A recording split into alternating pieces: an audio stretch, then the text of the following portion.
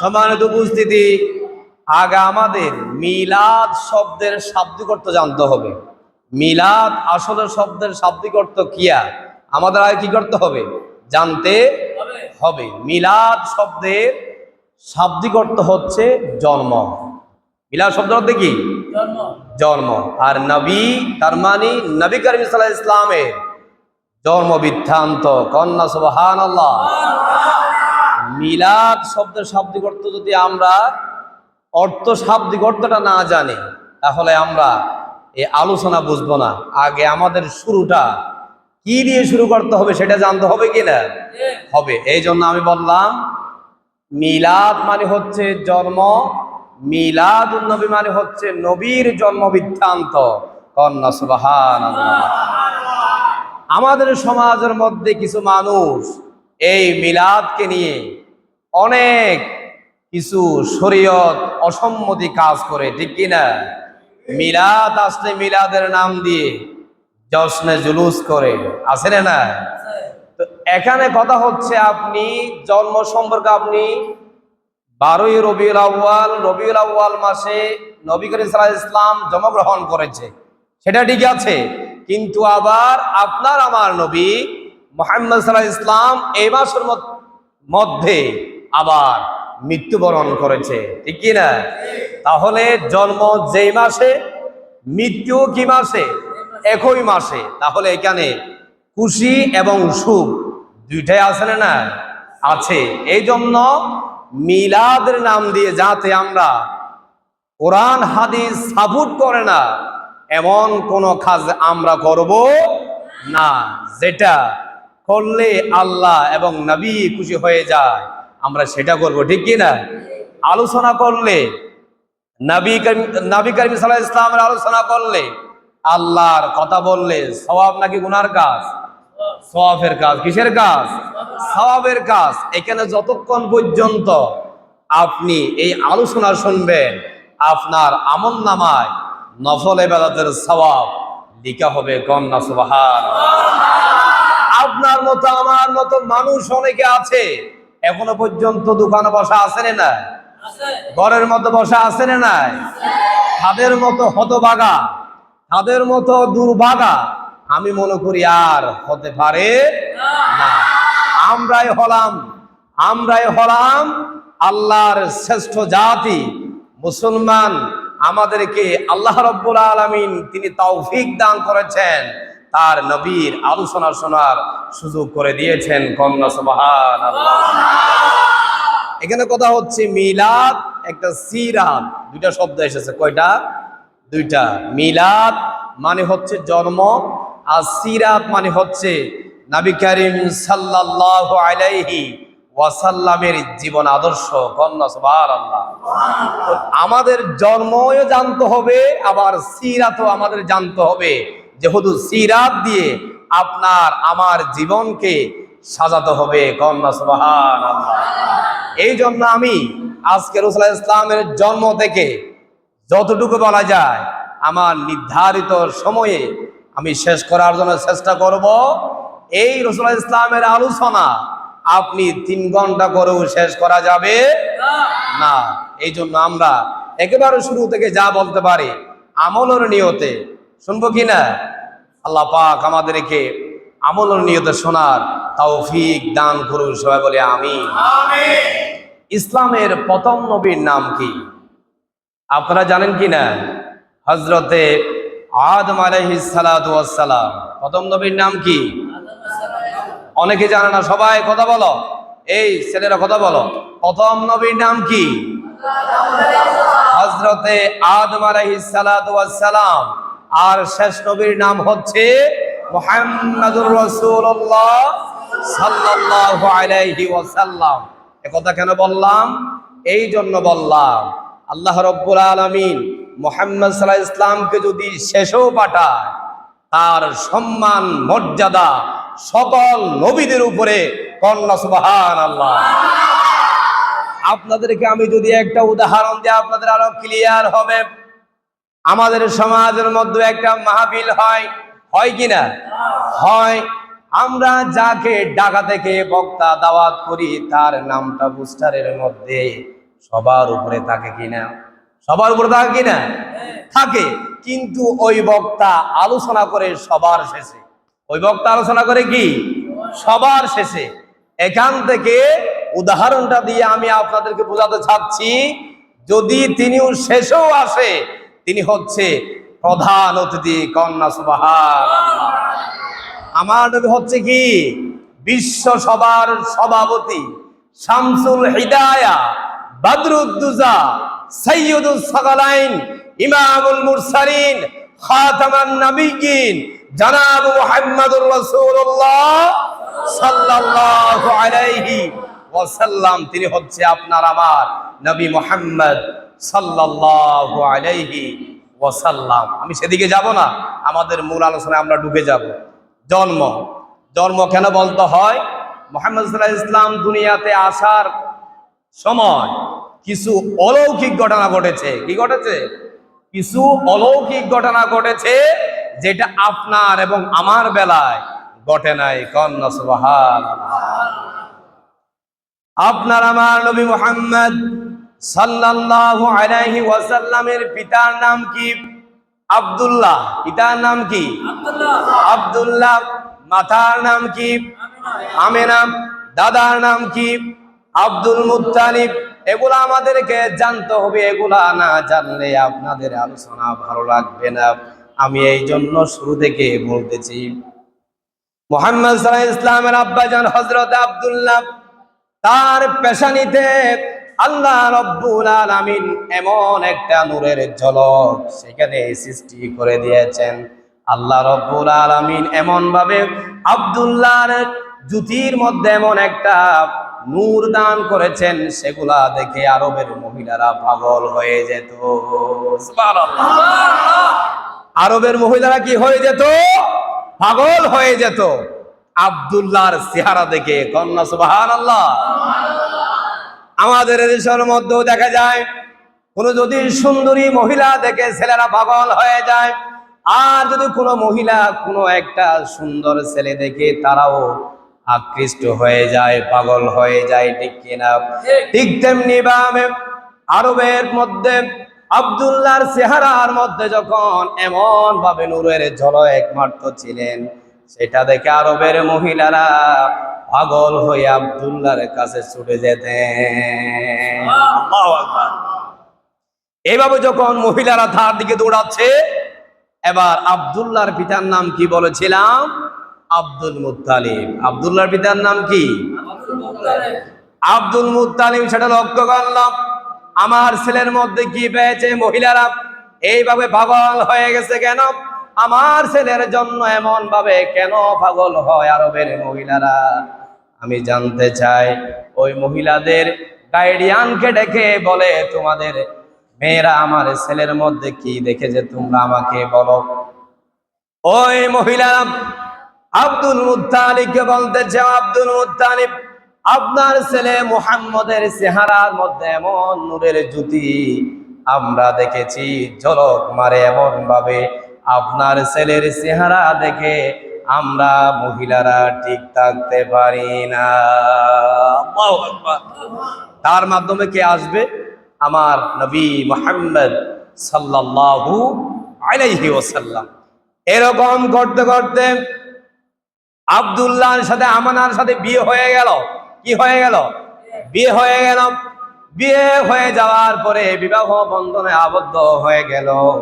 আবদ্ধ হয়ে যাওয়ার পরে তাদের মধ্যে সংসার হলো। সংসার হয়ে যাওয়ার পরে আমেনাকে আল্লাহ রাব্বুল আলামিন স্বপ্ন যুগে দেখিয়ে দিলেন, ও আমেনা, তোমার গর্ভের মধ্যে আমি আল্লাহ রাব্বুল আলামিন একটা নূর দান করেছি। সুবহানাল্লাহ। এর আগে আমেনা বলতেছিলেন, যখন আমার বাসার মধ্যে কোনো লাইট ছিল না, সেরাক ছিল না, হারিকেন ছিল না, মোমবাতি ছিল না, যখন বাহির থেকে আমার স্বামী আব্দুল্লাহ যখন আমার বাসার মধ্যে ঢুকে যেতেন, সাথে সাথে আমার এই অন্ধকার ঘর পুরা আলোকিত হয়ে যেত। সুবহানাল্লাহ। এগুলো সব কার বরকত? মুহাম্মাদুর রাসূলুল্লাহ সাল্লাল্লাহু আলাইহি ওয়াসাল্লামের বরকতে। কন্যা সুবহানাল্লাহ। আপনারা বোঝার জন্য আমি একেবারে প্রথম থেকে বলতেছি, একেবারে মনোযোগ সহকারে শুনবেন। মাঝখান থেকে উঠে গেলে আগা মাথা কিছু বোঝা যাবে না, এই জন্য শেষ পর্যন্ত বসার চেষ্টা করবেন। এবার আমেনার সাথে সংসার হল। আমেনার গর্ভের মধ্যে মুহাম্মদ সাল্লাল্লাহু আলাইহি ওয়াসাল্লাম আসলো। আসার পরে আমেনার গর্ভের মধ্যে যখন সন্তান এসেছে, আমেনা এবার খুশিতে উৎপন্ন হয়ে গেল। আমেনা বলতেছে, আমি আমার গর্ভের মধ্যে যেন সন্তান এসেছে, আমাকে আল্লাহ রব্বুল আলামিন স্বপ্ন যুগে এই খবরটা দিল। আমি কাবা শরীফের মধ্যে গিয়ে আগামী কালকে 2 রাকাত শুকরিয়ার নামাজ আদায় করব। সুবহানাল্লাহ। আপনার আমার পরিবারের মধ্যে যখন সন্তান আসে, তখন মহিলারা অনেক কিছু মান্যত করে কিনা? করে কিনা? করে কেন? যাতে করে আল্লাহ রাব্বুল আলামিন এই মান্যতের উসিলা যাতে এই সন্তানকে যেন আমার পেটের মধ্যে সুস্থ রাখে, সবল রাখে, যেন আমাকে এই সন্তান যখন ডেলিভারি হবে তখন আমাকে আল্লাহ রাব্বুল আলামিন এই বড় বিপদ থেকে যেন হেফাজত করে। সুবহানাল্লাহ। ঠিক তেমনি ভাবে হযরত আমিনা মান্যত করলো, কাবা ঘরে গিয়া 2 রাকাত কি পড়বে? নামাজ আদায় করবে। শুকরিয়ার নামাজ। কিসের নামাজ? শুকরিয়ার নামাজ। আমেনা কাবা ঘরে চলে গেল। কাবা ঘরে চলে যাওয়ার পরে আমেনা নামাজ পড়লো। নামাজ পড়ার পরে আমেনা যখন সালাম ফিরালো, এক জায়গায় দেখা যাচ্ছে একটা বাঘ আর একটা হরিণের মধ্যে বন্ধুত্ব দেখা যাচ্ছে। কি দেখা যাচ্ছে? বাঘ এবং হরিণের মধ্যে বন্ধুত্ব দেখা যাচ্ছে। সুবহানাল্লাহ বলবেন না? বাঘের সামনে কি কোনো প্রাণী যেতে পারে? যেতে পারে? এই বাঘ তো সাধারণ বাঘ হতে পারে না। বাঘের সামনে কোনো প্রাণী যেতে পারে না। পেলেও তো তারা কি করে ভক্ষণ করার জন্য চেষ্টা করে, খাবার দেওয়ার জন্য চেষ্টা করে। এই বাঘ আর হরিণের মধ্যে দেখা যাচ্ছে বন্ধুত্ব দেখা যাচ্ছে, একজন আরেকজনকে কোনো কামড়াচ্ছে না, তাদের মধ্যে ভালোবাসা দেখা যাচ্ছে, বন্ধুত্ব দেখা যাচ্ছে। আমেনা চিন্তা করলো, ওই বাঘটা এই হরিণের সামনে এভাবে তারা দুইজনের মধ্যে এভাবে বন্ধুত্ব দেখা যাচ্ছে, এই বাঘ তো সাধারণ বাঘ হতে পারে না। সুবহানাল্লাহ বলবেন না? আমেনাকে আবার দেখে ফেললো কিছুক্ষণ পরে ওই বাঘটা। দেখার পরে আমেনাকে বলতেছে, ওগো আমেনা, তুমি একটু দাঁড়াও। এটা বাঘের ভাষায় বলেছে। কিসের ভাষা? বাঘের ভাষা কি আমরা বুঝবো? বুঝবো? বুঝবো না। ওই বাঘটা যখন ডাক মারতেছে তখন আমেনা ভয় পেয়ে দৌড়াচ্ছিলেন। ওই বাঘটা আমার দিকে আসতেছে। ওই বাঘটা আমার দিকে আসলে আমাকে তো কে ফেলবে, জানের ভয় আছে রে নাই? জানের ভয় আছে রে না? জানের ভয় আছে। আমেনা দৌড়াচ্ছিলেন, ওই বাঘটাও দৌড়াচ্ছিলেন। আমেনা ভয় পেয়ে দৌড়াচ্ছে, ওই বাঘটা দৌড়তে দৌড়তে আমেনাকে ধরতে পারলো না। এরপর ওই বাঘটা আল্লাহ রব্বুল আলামিনের দিকে তাকায়া কি জানি বলতেছে। সুবহানাল্লাহ। ওই বাঘটা আল্লাহ রব্বুল আলামিনের দিকে এভাবে তাকিয়ে আছে। আমেনা কিছুক্ষণ দৌড়ার পরে পিছনে আবার তাকালো, বাঘটা উপরের দিকে কি বলে। আমেনা চিন্তা করতেছে, মনে হয় ওই বাঘটা আল্লাহর কাছে কি চাচ্ছে। কন্যা সুবহানাল্লাহ। ওই বাঘটা আল্লাহর কাছে তখন চেয়েছে, ও আল্লাহ, আপনি যদি আমাকে একটা জবান দেন, আমার এই জবান দেয়া যখন আমি আমেনাকে ডাক দেব, আমেনা সাথে সাথে জায়গার মধ্যে দাঁড়িয়ে যাবে। সুবহানাল্লাহ। এবার বাঘটা উঠে আল্লাহর কাছে চাইলো জবান। কি চাইলো? জবান চাইলো। জবান চাওয়ার পর আল্লাহ রাব্বুল আলামিন তাকে জবান দিলেন। সুবহানাল্লাহ বলবেন না? আল্লাহ জবান দিতে পারে না? যে আল্লাহ রাব্বুল আলামিন আমার মায়ের পেটের মধ্যে আপনাকে আমাকে এত সুন্দরভাবে গঠন আকৃতি 10 মাস 10 দিন, তাকে 10 মাস 10 দিন ধরে পেটের মধ্যে বড় করে দুনিয়ার জমিনে আগমন করায়, ওই আল্লাহ বাঘের মুখের মধ্যে জবান দিতে 1 সেকেন্ডও লাগবে না। সুবহানাল্লাহ। আল্লাহ রাব্বুল আলামিন ওই বাঘকে জবান দিয়ে দিলেন। কি দিয়ে দিলেন? জবান দেওয়ার পর বলছে, ও আমেনা তুমি দাঁড়াও, তুমি দাঁড়াও, তোমাকে আমি বাঘ তোমাকে ক্ষতি করব না, তোমার কাছে আমি বাঘ আসতে চাচ্ছি, তুমি দাঁড়াও। সাথে সাথে ওই আমেনা দাঁড়িয়ে গেল। যেই বাঘ মুখে কথা বলেছে ওই বাঘ তো সাধারণ বাঘ হতে পারে না। সুবহানাল্লাহ। এবার আমেনা দাঁড়িয়ে গেল। দাঁড়িয়ে যাওয়ার পরে আমেনার কাছে বাঘটা চলে গেল। বাঘটা চলে যাওয়ার পরে আমেনাকে বলতেছে, আমেনা তোমার সুন্দর এই দেহ দেখে আমি তোমার কাছে আসি নাই, তোমার এত সৌন্দর্য রূপ দেখে আমি বাঘ তোমার কাছে আসি নাই। আল্লাহ রব্বুল আলামিনের পক্ষ থেকে আমি খবর পেয়েছি তোমার গর্বের মধ্যে আল্লাহ রব্বুল আলামিন একটা নূর দান করেছে, তাকে সালাম বিনিময় করার জন্য তোমার কাছে আমি বাঘ এসেছি। আল্লাহ রাব্বুল আলামিন দেখেন কিভাবে তার অলৌকিক ঘটনাগুলা দেখিয়েছেন। ওই বাঘটা বলছে, ওগো আমেনা তুমি ভয় পেও না, ভয় পেও না, তোমার পা দুইটা বিছিয়ে দাও।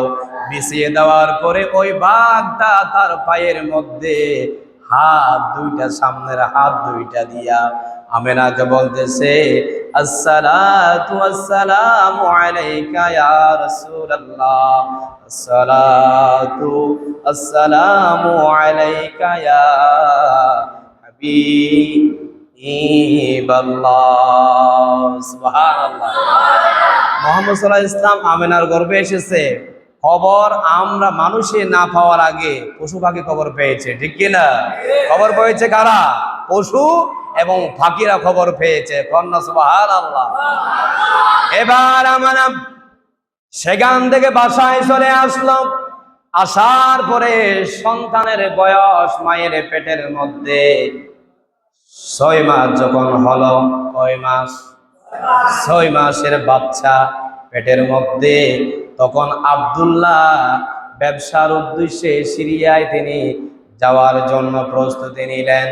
আব্দুল্লাহ যখন সিরিয়ায় যাওয়ার জন্য প্রস্তুতি নিলেন, সেখানে তিনি মৃত্যুবরণ করলেন। হঠাৎ করে খবরটা আমার কানের মধ্যে চলে এসেছে, আমার পেটের মধ্যে সন্তান যখন এই সময় আমার স্বামীটা দুনিয়ার জমিন থেকে চলে যায়, তখন আপনার থেকে ভালো লাগবে নাকি খারাপ লাগবে?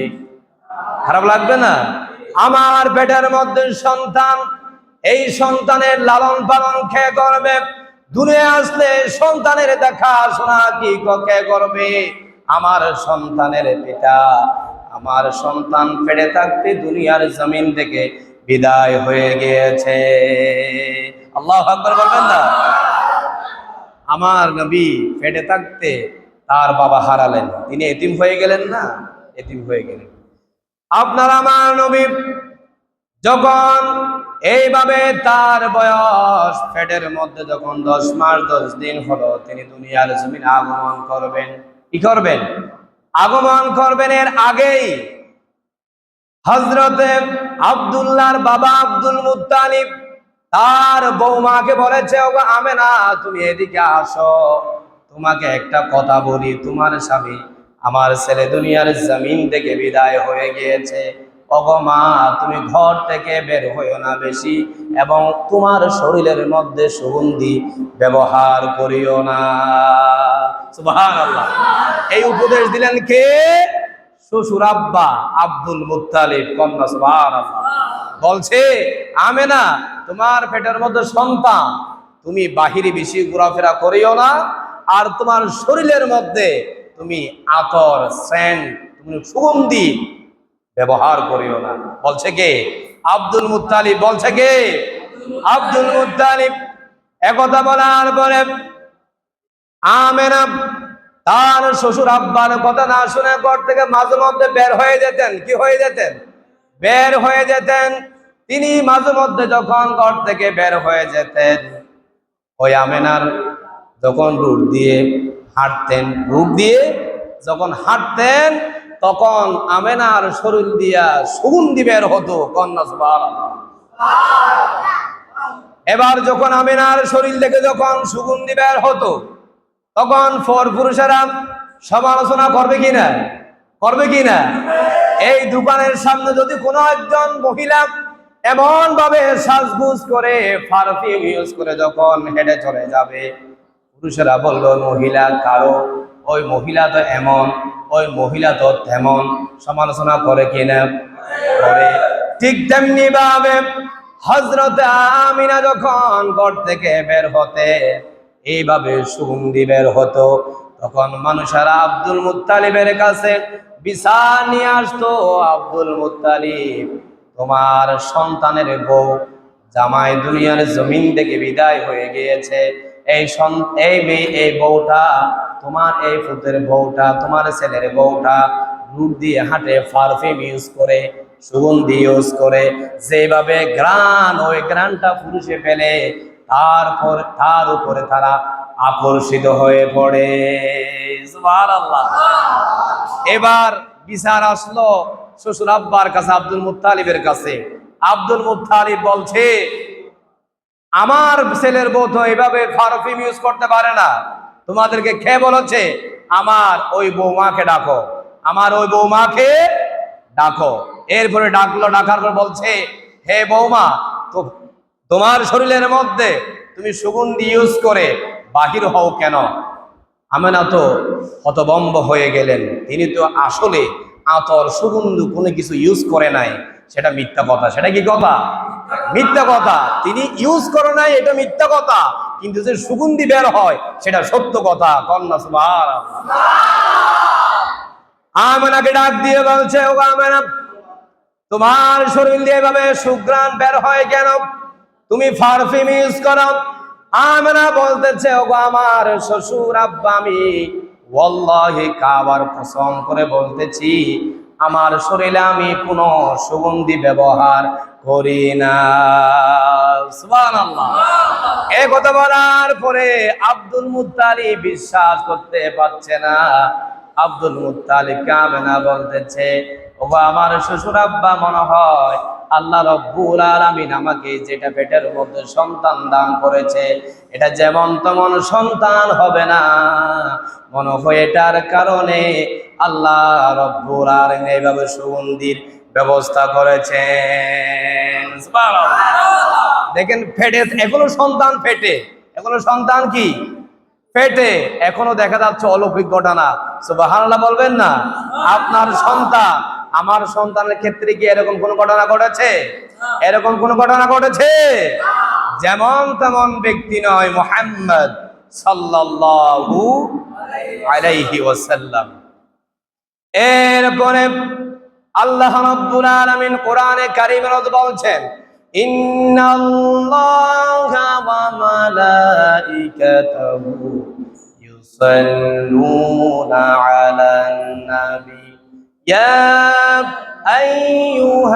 আইয়ুহাল্লাযীনা আমানু সাল্লু আলাইহি ওয়া সাল্লিমু তাসলিমা।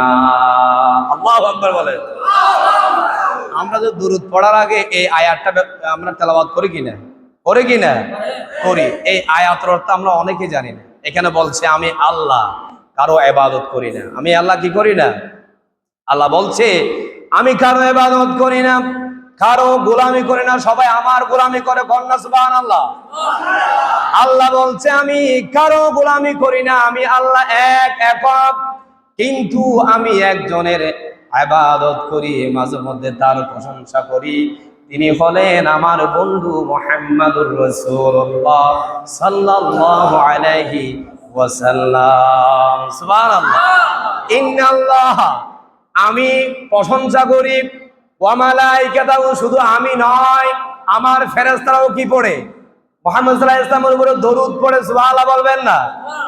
দরুদ পড়া কি প্রশংসা করা? দরুদ পড়া মানে কি? প্রশংসা করা। আল্লাহ রাব্বুল আলামিন বলছে আমি কারো ইবাদত করি না, কারো গোলামি করি না, আমি আল্লাহ রাব্বুল আলামিন, তুমি মুহাম্মদ সাল্লাল্লাহু আলাইহি ওয়াসাল্লামের আমি প্রশংসা করি। সুবহানাল্লাহ। যেমন তেমন কি তিনি ব্যক্তি? তিনি কি যেমন তেমন ব্যক্তি? আল্লাহ কি কোন কোরআন হাদিসে বলেছে বান্দার ইবাদত করে? আমাদের ইবাদত করে কি বলছে? তিনি সেটা বলেন নাই, বলছে আমি আমার বন্ধুর প্রশংসা করি দরুদের মাধ্যমে। আল্লাহ রাব্বুল আলামিন কুরআনে কারীমের আরেক জায়গায় বলছেন আলহামদুলিল্লাহি রাব্বিল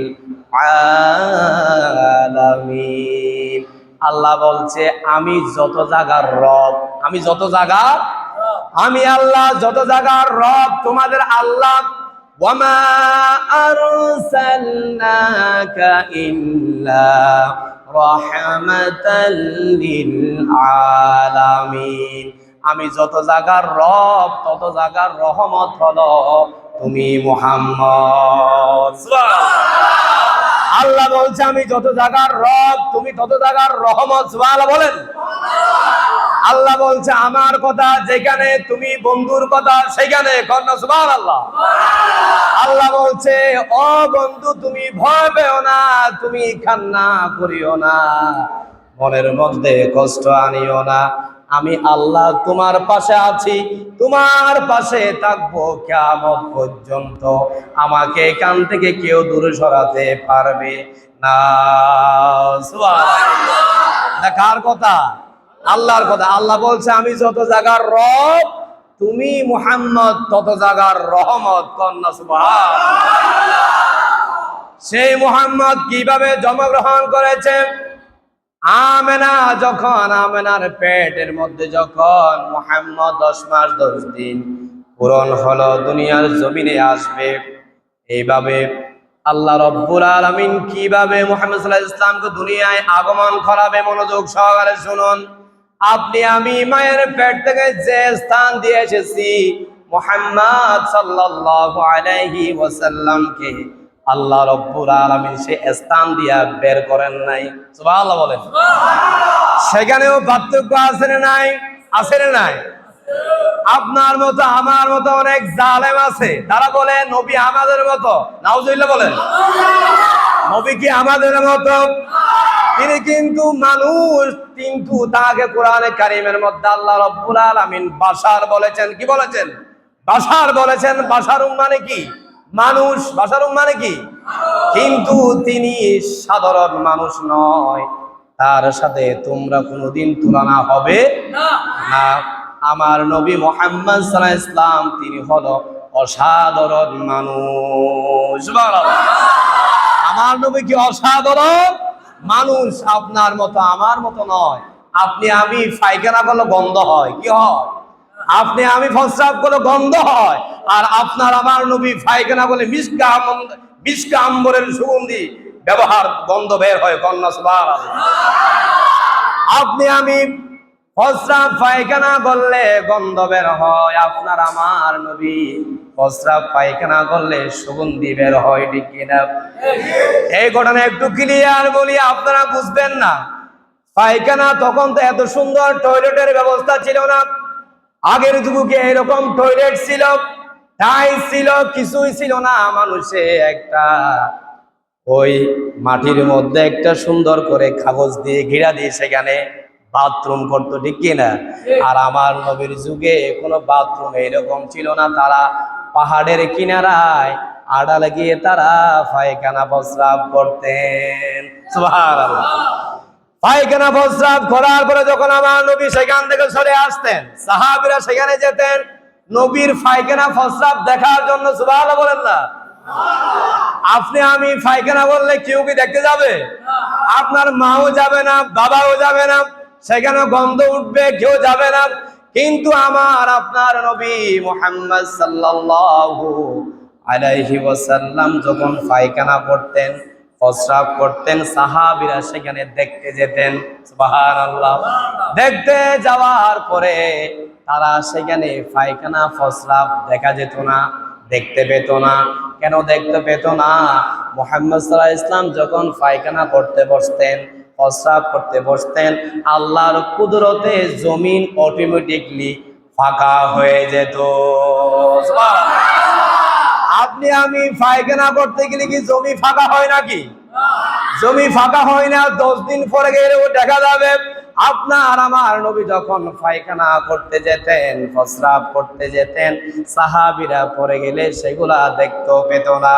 তারা ওই নবী সাল্লাল্লাহু আলাইহি ইসলামের পায়খানাগুলা প্রস্রাবগুলা দেখার জন্য অধীর আগ্রহে তারা সেখানে যেতেন। সুবহানাল্লাহ। তাহলে এখান থেকে বোঝা যায় নবী আমাদের মতো নাকি তিনি অসাধারণ মানুষ। আল্লাহ সুবহানাল্লাহ। এইরকম নবীর আলোচনা করলে সারা রাত চলে যাবে, শেষ হবে না, আমি বলতে পারবো ইনশাআল্লাহ, ঠিক কিনা? এই জন্য মুজিজা অলৌকিক ঘটনা সবগুলা টাচ করবো না, একটু একটু। মুহাম্মদ সাল্লাল্লাহু আলাইহি ইসলাম মায়ের পেট থেকে দুনিয়ার জমিনে আসবে। কোথায় আসবে? এদিকে কথা বলে না, কথা বলে ডিস্টার্ব হয়। মায়ের পেট থেকে যখন দুনিয়ার জমিনে আসবে, আমরা মায়ের গর্ভ থেকে যে স্থান দিয়ে এসেছি সেই স্থান দিয়ে আমার নবীকে আল্লাহ রাব্বুল আলামিন আগমন করান নাই। কি করান নাই? আগমন করান নাই। তাকে অন্য জায়গা দিয়ে আল্লাহ রাব্বুল আলামিন আগমন করাইছেন। সেটি হচ্ছে নাভিমূলের ডান পাশ দিয়া। কোন পাশ দিয়া? ডান পাশ দিয়া আল্লাহ রাব্বুল আলামিন ছিদ্র করে তাকে দুনিয়ার জমিনে আগমন করাইছেন। কন্যা সুবহানাল্লাহ। যেমন তেমন নবী নয়, তাকে আল্লাহ রাব্বুল আলামিন নাভিমূলের বাম পাশ দিয়ে দুনিয়ার জমিনে আগমন করাইছেন। সুবহানাল্লাহ বলেন।